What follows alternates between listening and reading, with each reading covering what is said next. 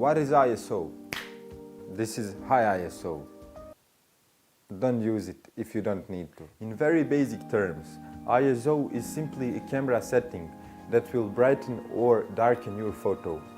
As you increase your ISO number, your photo will grow progressively brighter. For that reason, ISO can help you capture images in darkened environments, or more flexible about your aperture and shutter speed setting. However, raising your ISO has consequences. A photo taken at too high ISO will show a lot of grain, also known as noise, and might be not usable. So brightening your photo with ISO is always trade-off and last option.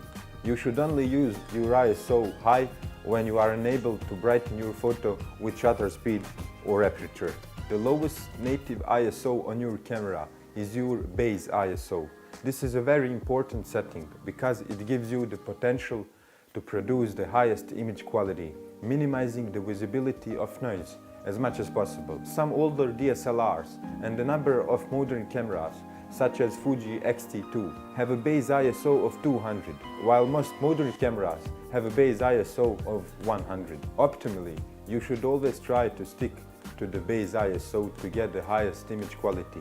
However, it's not always possible to do so, especially when you work in low light conditions. Almost all photographers think that the best way to capture high quality images is to use base ISO. However, as demonstrated above, that simply is not true. Sometimes you will be in dark environment when you have no choice but to use high ISO. You should only use base ISO when there is enough light to do so. Don't try to force ISO in 100 in dark environments, or you will have dark photos.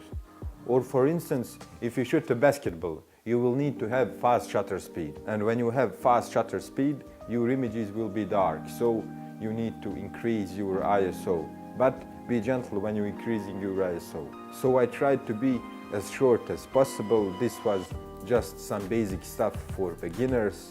There is always a lot of talk, a lot of discussion about shutter speed, aperture and ISO. And yes, like the video and subscribe.